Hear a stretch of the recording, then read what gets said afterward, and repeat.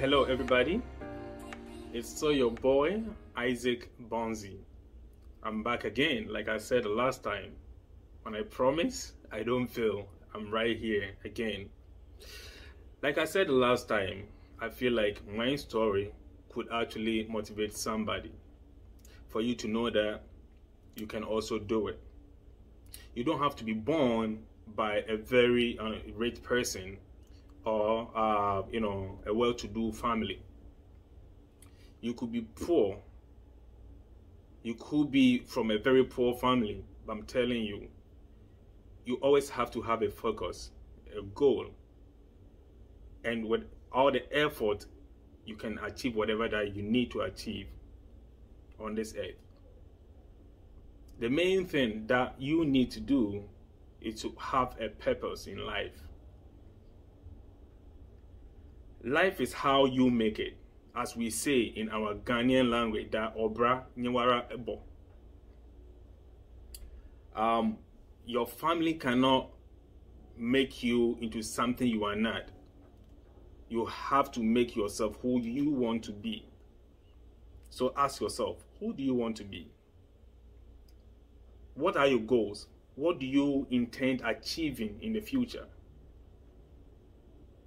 Now, last time I told you I was going to tell you about who I am, where I'm from, where I am now, and what I intend to be. And as time goes on, I'll keep updating you on how things are going to let you know that life is not,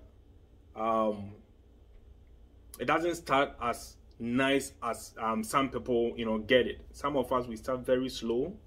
And then, slowly but sure, we try to get there. Why am I trying to tell you my story? I just want to encourage somebody not to give up. If you don't encourage yourself, then nobody's going to do that for you. It's your responsibility to do or to push yourself to achieve whatever that you need to achieve. Don't rely on others. Of course, people have to come in. God works through people, so people will have to, help you achieve your goal. But you don't rely on people to achieve your goal. You make a move and somebody gives you a push. Now, let me tell you about me. I'll start like this. 3 decades ago, a boy was born in Aguna Swedro in the central region of Ghana. And that boy was me. I do have 3 siblings, and they are all girls. I'm the only boy amongst them. Now, at the age of 10, I lost my dad. So I was brought up by my mother as a single mom. She moved all her kids to a small village, also in the central region of Ghana. Now, we call this place Chifu Ampenkro. See, I mentioned the name. Those of you Ghanaians watching me, probably you haven't heard about this name before. And that's how small this town is. People who know, Chifu Praso areas, you will know where I'm talking about. Most of the people in Accra, Kumasi, and other big towns, you might not have heard about this town before because it's a very small town. Now over there, my family, my mother, my 3 siblings, and we became small-scale farmers. But that's all we could do. Back in the 1990s, things weren't easy. That's where I started primary school. I had to go to school in a different town. Now going to school, most of the time I walk to school. There's no car. I mean, there are cars, but there's no, money to, every day paying, fare, transport money to school. That's hard. So most of the times I walk, and then when I'm coming back, I will take a car. Thank God sometimes I get, free rides. So every day going to school, my prayer was, God, let someone give me a free ride. And that's how I finished primary school until I went to JHS. JHS in America, we say middle school. Okay. Now, in the middle school was also in another town. And I also had to, go through the same, way of getting, transportation. That with middle school was far away, so I couldn't have walked. So what I do, I had to sleep in a hostel. Now, with a hostel, there wasn't enough money. Guess what? It's just a single mother taking care of 4 kids. It wasn't easy. What could she do? All she can do is do her best. And I understood her. I knew there wasn't enough, so whatever I can do to help, I had to. So, when I'm going to school, I have to cook, a lot. And then that will be the food I will eat, like, morning before I go to school. And then when I come back in the evening, the same thing. So think about it. There wasn't no balanced diet. I depended on the same kind of food, every day. And then with the hostel, I'll be there Monday through Friday, and then I go home for the weekends. We go to farm, do whatever, and then Monday I come back to school. So, you know why I'm telling you this?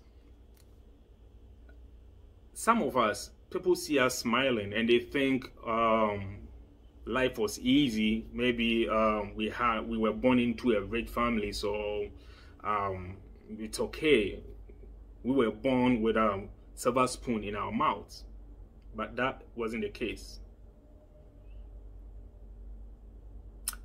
Where I am from, it was really hard. I'm telling you this. I'm not saying my case is the worst case that you might ever meet, but I want you to understand that somehow my situation is also different from somebody's. So no matter what somebody's going through, guess what? There's always a way out to come out of the mud.